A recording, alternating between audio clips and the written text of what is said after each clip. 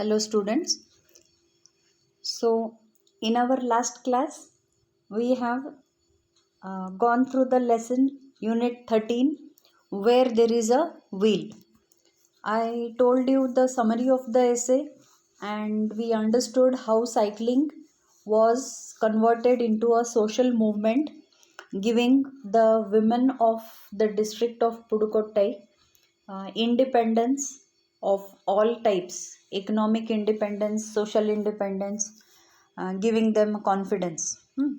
So in this class we are taking up comprehension 2, and let me remind you, as usual, as we have been doing for the last so many units, comprehension 1, that is 1 mark answers, you have to find out and write by yourself. Please write them down in your English notebooks. Now we start with comprehension 2.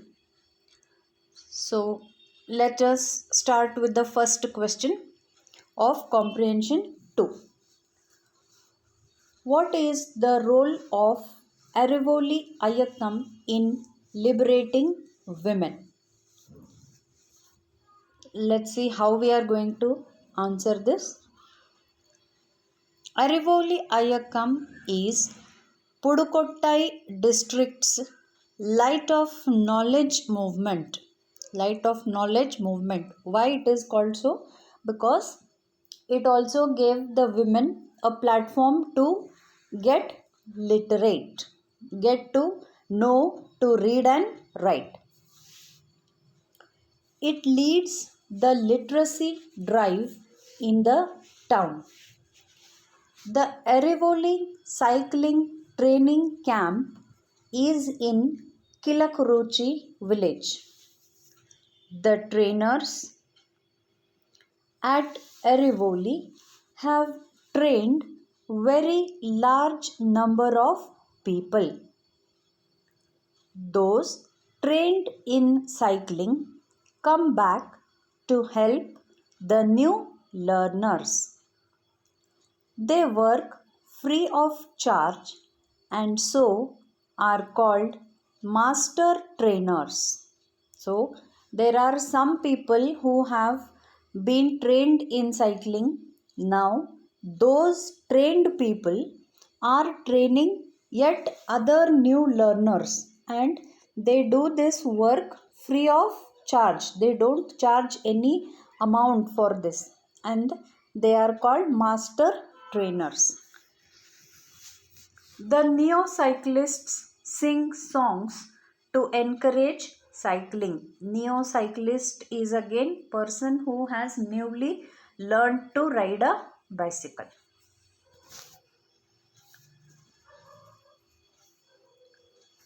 Then question number 2.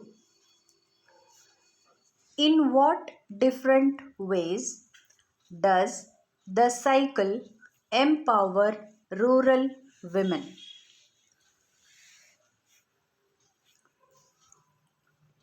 Over 1/4 of the rural women of Pudukottai have learnt cycling.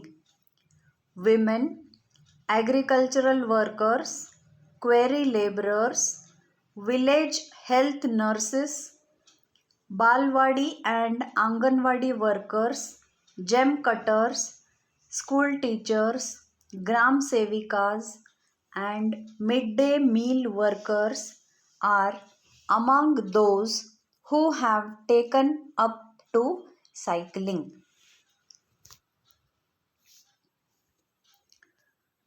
Confidence is the main thing that cycling gave the women of Pudukottai.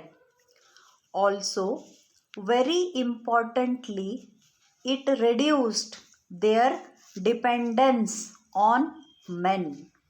While explaining the summary in the last class, I explained to you how the girl or the woman had to be dependent on the male person of the family to pick her up, to drop her at some place. So having a bicycle and being able to ride it gave the women this independence of not waiting or being dependent on a man.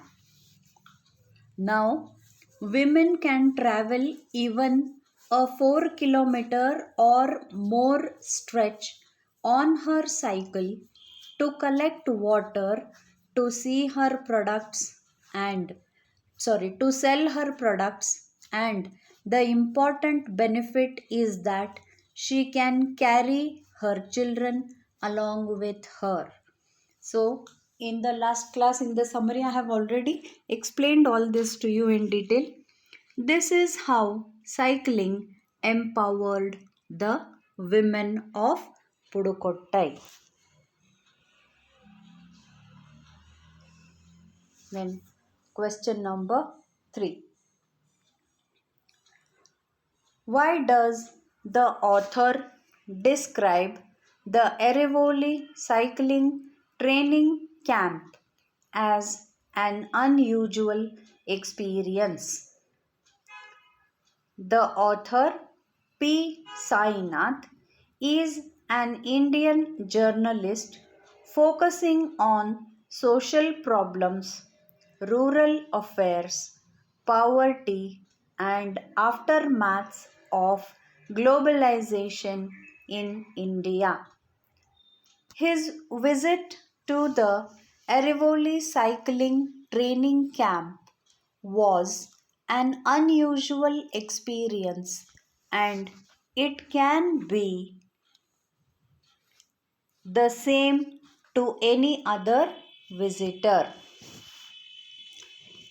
In the village Kilakkuruchi, all the prospective learners had turned out in their best outfit for that special Sunday. He was struck by the passion of the pro cycling movement. So, on that particular Sunday, many girls, women gathered wearing their best dresses, whichever they had, and their cycles decorated with colorful ribbons and flags, and they were ready to swipe the movement of cycling all across the district. Cycling offered a way out of enforced routines around the male imposed barriers. So, as I told you earlier in the class, also, when women first started cycling, men used to pass dirty comments, filthy comments, give remarks which the women could not bear. But still, because cycling gave them so many positive things, they overlooked and uh, neglected the comments that men used to pass at them. The neo-cyclists sang songs to encourage cycling, in which one of the lines said, "O sister, come learn cycling, move with the wheel of time." So, this is one of the line of the song that they used to sing. Question number 4. Do you think neo-literate women to cycling contribute to literacy movement? The author P. Sainath spoke to the neo-literates, neo-cyclist women.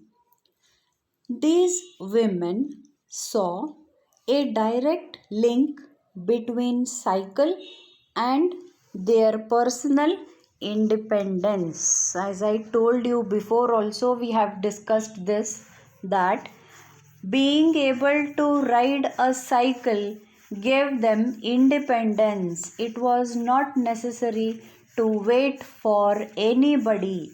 You could just take your cycle and go your way to sell your products or to attend your job or so many other things.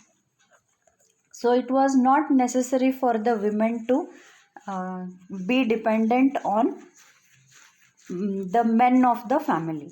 So they saw a direct link between cycle and personal independence. So, in other words, being able to ride a cycle was as good as being independent. That is what the women who newly learnt cycling told the author when he interacted with them.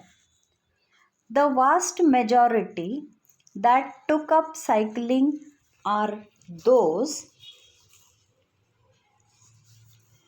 who have just become literate. So, being a literate means being able to read and write.